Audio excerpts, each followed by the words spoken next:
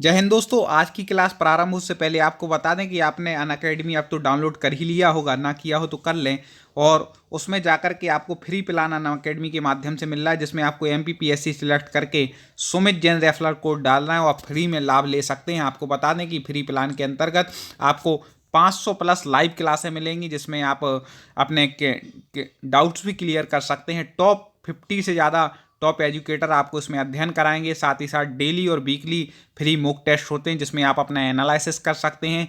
MPPSC, MP police, MP constable, MPSI, jail प्रहरी आदि जितने भी एग्जाम MP के आप उनकी तैयारी आपको फ्री कराई जाएगी।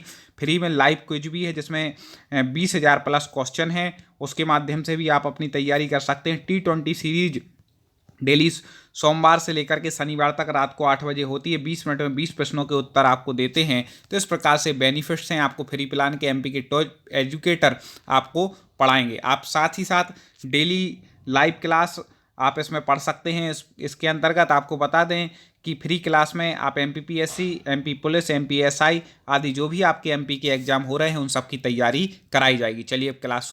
दोस्तों, मैं अमित शास्त्री आज पुनः लेकर के आ गया हूँ कुछ महत्वपूर्ण प्रश्न। कल जहाँ तक हमने प्रश्नों पर चर्चा की थी, उसके आगे आज हम हिंदी के प्रश्नों पर चर्चा करेंगे। टॉप 50 स्टडी यूट्यूब चैनल को अभी तक आपने सब्सक्राइब ना किया हो तो जरूर कर लें। और आज की क्लास की हम शुरुआत करते हैं। कमेंट खोल लें और आपको उत्तर बतलाते जाना है। बघेली बोली का संबंध किस उपभाषा से है? बघेली का आपको संबंध बताना है, जल्दी से बता दें। बोली एवं भाषा से संबंधित प्रश्न है, तो इसका उत्तर हो जाएगा बघेली पूर्वी हिंदी से। पूर्वी हिंदी की हमने ट्रिक बताई थी। अब छत्तीसगढ़ी मतलब अवधी, बघेली और छत्तीसगढ़ी, इस प्रकार से पूर्वी हिंदी से संबंध हो जाएगा। फटाफट कमेंट करें। किस तिथि को हिंदी को राजभाषा बनाने का निर्णय लिया गया था? वो तिथि बतानी है कि किस तिथि में हिंदी को राजभाषा बनाने का निर्णय लिया गया। जल्दी से बता दीजिए वह तिथि कौन सी थी। हाँ जी, बिल्कुल सही। 14 सितंबर 1949 को हिंदी को राजभाषा के रूप में निर्धारित किया गया। वर्ष 1955 में गठित प्रथम राजभाषा आयोग के अध्यक्ष थे। कई बार पूछा गया है, वेरी वेरी IMP है। प्रथम राजभाषा आयोग के अध्यक्ष कौन थे? तो आपको बता दें कि BG खैर थे। कौन थे? BG खैर। आप इस हिसाब से लगा सकते हैं कि BG खैर जब अध्यक्ष बने तो उन्होंने कहा अब अन्य जो विदेशी भाषा उनकी खैर नहीं रहेगी, हमारी राजभाषा हिंदी ही चलेगी। तो BG खैर प्रथम अध्यक्ष थे राजभाषा आयोग के। आगे है भारतीय संविधान की 8वीं अनुसूची में शामिल भाषाओं की संख्या कितनी है? ये सभी पे बनना चाहिए।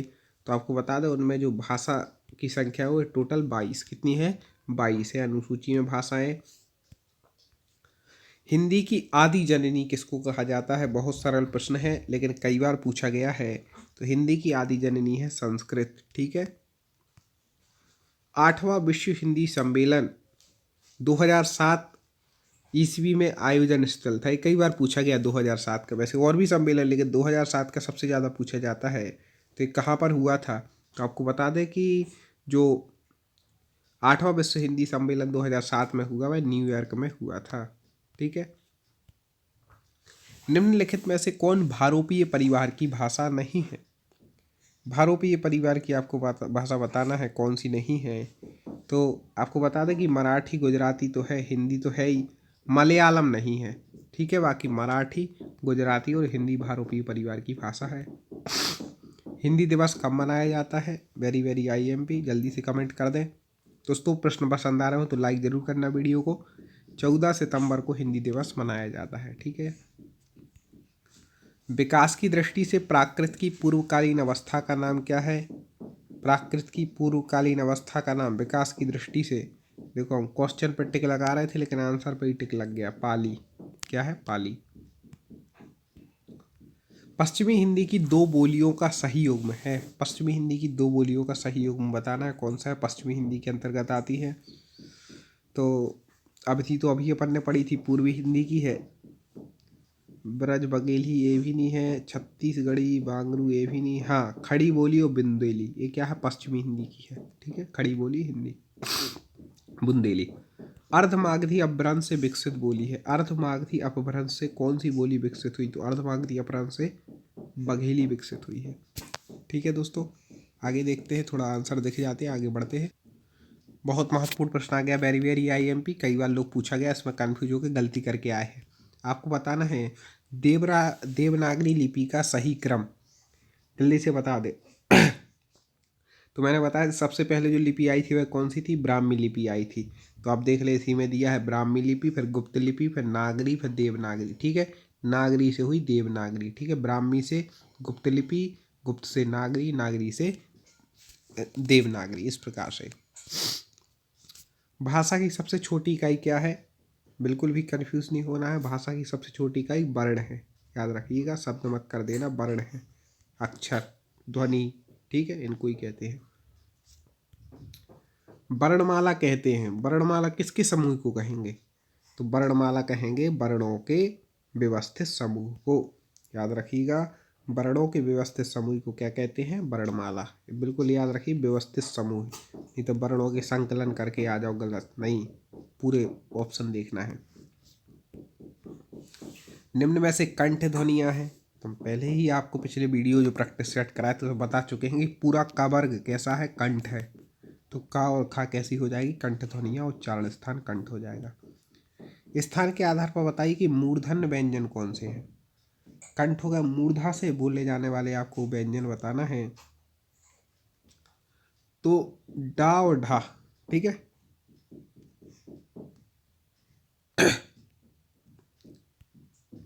निम्नलिखित में से अल्प प्राण कौन कौन से? तो हमने बताया था कि प्रत्येक वर्ग का 1, 3 और 5 वर्ण जो होता है अल्प प्राण होता है। जैसे का वर्ग ले लो तो का हो जाएगा, खा नहीं होगा, गा हो जाएगा, गानी, फिर 1, 3 और 5 का खा गा घा इंगा हो जाएगा। तो इस प्रकार से आप लगा सकते हैं। तो आप देख लें 1, 3, 5 किस में दिया? तो का और गा इसमें दिया है। 162 का बी। 1, 3, 5 अल्प प्राण, 2 और 4 महाप्राण। पूरे वीडियो आपको देखने हो तो यूट्यूब पर हमारे टॉप 50 स्टडी यूट्यूब चैनल की प्ले लिस्ट में जाएँ। वहाँ पर लगभग 25-30 वीडियो हिंदी व्याकरण के अपलोड है, आप जा करके देख सकते हैं। निम्नलिखित में से नासिक व्यंजन कौन सा है? नासिक, नासिक मतलब नासिका जिसका स्थान, उच्चारण स्थान। तो प्रत्येक वर्ग का पंचम वर्ण जो होता है, 5वां वर्ण, वो कैसा होता है? नासिक होता है, अनुनासिक होता है। तो ईगा क्या हो जाएगा? नासिक हो जाएगा, ना से उच्चारण होता है। ए आई वर्ण क्या कहलाते हैं? ए और आई जल्दी से बता दें। ए आई क्या कहलाती हैं ध्वनियाँ? हाँ, कौन पहले उत्तर देता है हम देखते हैं। तो ए और जो आई है वह कंठ तालु। संस्कृत में सूत्र है ए दयितो कंठ तालु, मतलब ए और आई कंठ और तालु से उच्चारित होते हैं। ठीक है, संस्कृत के बहुत सारे वीडियो हमारे चैनल पर मिल जाएंगे, तो आप वो भी देख सकते हैं। हिंदी वर्णमाला में अयोगबाह्य वर्ण कौन से हैं? बिल्कुल, अयोगबाह्य जो कहलाते हैं, जो स्वरों के बाद आते हैं, व्यंजनों के पहले आते हैं, वो अयोगबाह्य कहलाते हैं। और अम और आहा कैसे हैं? अयोगबाह्य है। ठीक है, इस प्रकार से आगे देखते हैं। अच्छे लग रहे हो प्रश्न तो लाइक जरूर करना। निम्न में से बताइए किस शब्द में द्वित्व व्यंजन है? द्वित्व व्यंजन कई बार पूछा गया है, कौन से शब्द में है ये बताना है। तो आपको बता दें कि द्वित्व व्यंजन किस में है? दिल्ली में। क्यों?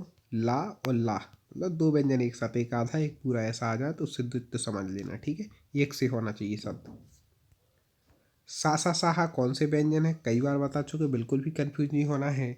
सा सा साहा कैसे है? संघर्षी व्यंजन है। ठीक है,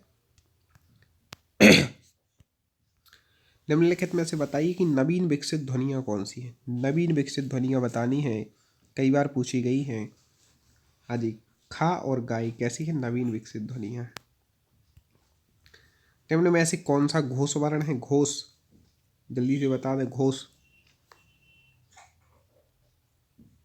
हाँ बिल्कुल सही। जो यहाँ पर इसमें दिया हुआ है घोष वर्ण के अंतर्गत, उसका उत्तर हो जाएगा माँ। हाँ, 3 में से ही उत्तर बता दें, माँ। थोड़ा सा गला गड़बड़ है, चलिए आगे। कौन सा अमानक वर्ण है? अमानक वर्ण आपको बताना है, जल्दी से बता दें कौन सा हो जाएगा। हाँ बिल्कुल सही, भा कैसा है? अमानक वर्ण है।